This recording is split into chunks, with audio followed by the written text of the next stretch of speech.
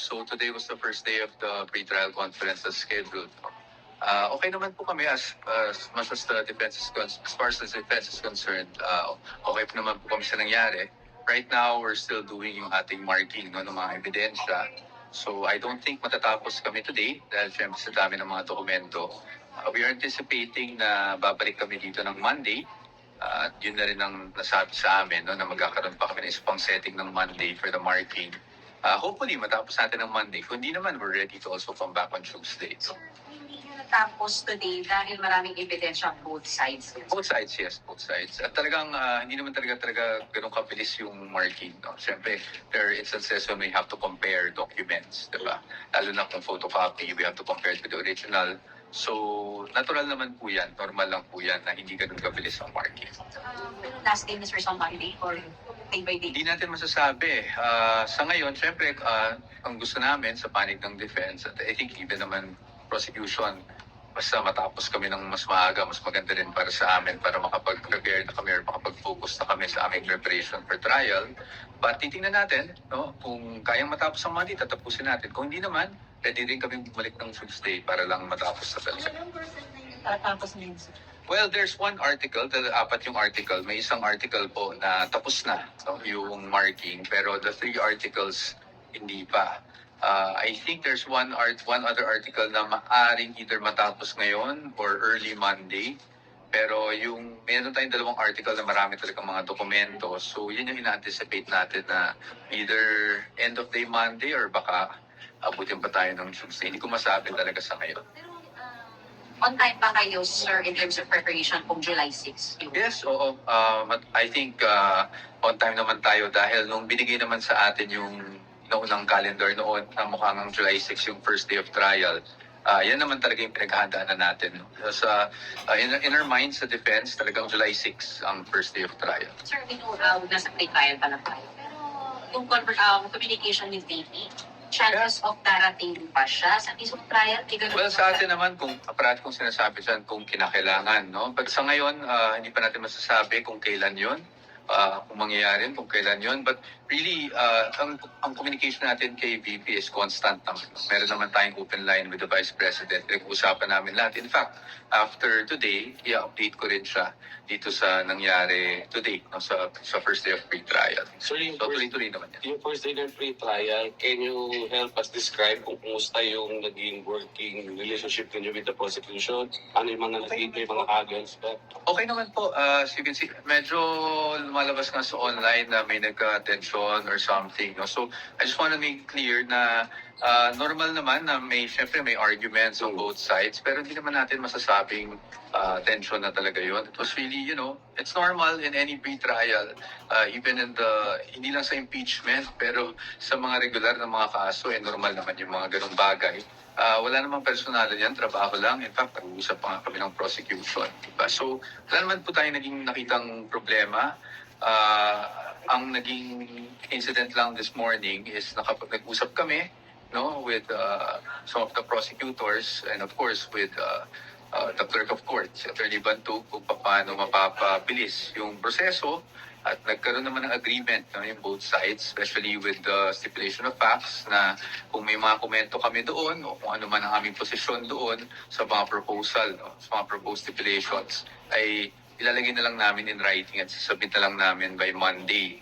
So I think that's one of the things na talagang lumabas ngayong araw is nagkaroon kami ng kasunduan na gano'n na lang para lalong mapabilis natin yung proseso. Sir, for us non-lawyers lang, sensya na po, ano pa entire conference, sir, aside from it? Well, usually, kung ano nakikita nyo sa pre-trial brief, yan ang napag-uusapan. No? For example, statement of the case, stipulation of facts, meaning ano yung mga pinopropose nyo na i-admit na ng kabila, no, na factual na, parang hindi na natin kailangan i-prove pa in the course of the trial. And then, of course, a list of witnesses and the list of documentary evidence, no? The pieces of documentary evidence that we will be presenting. And then, trial dates. No? Napag-usapan din yung trial dates. And ngayon nga, since nabanggit ko kanina yung mga pieces of documentary evidence, ngayon, kakaroon na ng pagmamarka ng mga ebidensya na yun. Yung pagmamarka naman is really for identification purposes. No? Para sa trial tayo, madali na lang nating matukoy kung ano yung dokumento na yun. For example, Exhibit 1, Exhibit 2, di ba? So, ganun lang naman po yun. It's really, ang nangyari kasi sa pre-trial is pinag-uusapan na kung ano yung pwedeng pag-usapan to simplify the issues at para mapabilis yung trial. Come up with the timelines yun, kung gaano katagal. Timeline wala because of course it will depend talaga on the presentation of witnesses. As you can see, the previous impeachment trials, hindi rin naman talaga nila maestima o mabigyan kayo ng any sense of timeline. But we'll see how it goes. But I think both sides naman are really looking to expedite as much as possible to make things simpler. No? At parang sa amin na, ang goal naman talaga namin during the course of the trial is maintindihan din ng ating mga kababayan kung ano yung nangyayari. Diba? Ma-present natin ng mabuti at malinaw yung mga ebidensya. So I'm optimistic na magiging maayos naman po ang trial natin. Sir, nasasagot na kayo sa list ng mga witnesses. Ano po? Sa witnesses, sir, pag may na-finalize niyo na. Well, kanina kasi we decided, we'll just stick with the list of witnesses of both sides naman. Wala na kaming mga ilabas na objections or anything. Ilan po yun, sir, in both sides? I think I don't know sa kabilang side sa amin, probably the same number mga I think 25, 30, hindi ko rin masabi. I don't want to give an exact number right now. The range is 25. Kasi meron namang mga reserve din yan May mga reserve witnesses din, no? So I don't really want to give an exact number.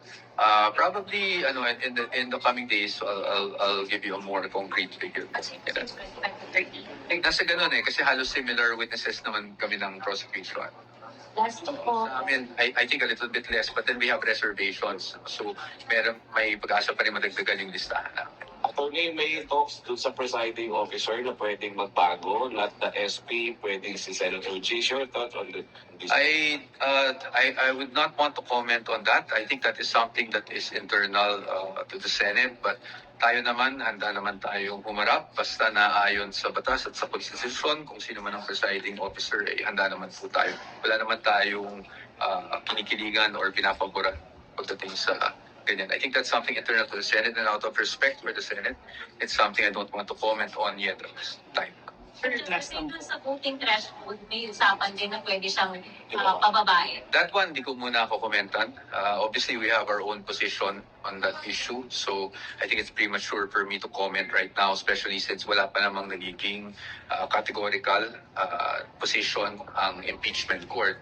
But definitely, we have our position on that matter. Sir, yung reaction sir sa mga nagsasabing hindi raw kayo handa. Well, narinig ko nga yan. Parang may nakita akong mga news flash yata sa SOCMED na hindi daw kami handa. Sa totoo lang, although ginagalang ko yung mga nagbitaw ng mga salitang yan, hindi ko po maintindihan where that is coming from. The defense takes exception to that, because definitely dumating kami dito ng handa. Pinaghandaan namin to na talagang napakatagal na panahon. Dumating kaming handa and the records will speak for itself. Makikita naman siguro sa transcripts kung anong nangyari this morning, and wala naman siguro magsasabi na pumunta kami dito na hindi kami handa. So I really don't know where that is coming from. But in any case, we respect the opinions of everyone, but again, the records would speak for themselves. Thank you. Thank you, sir. Thank you, Doc.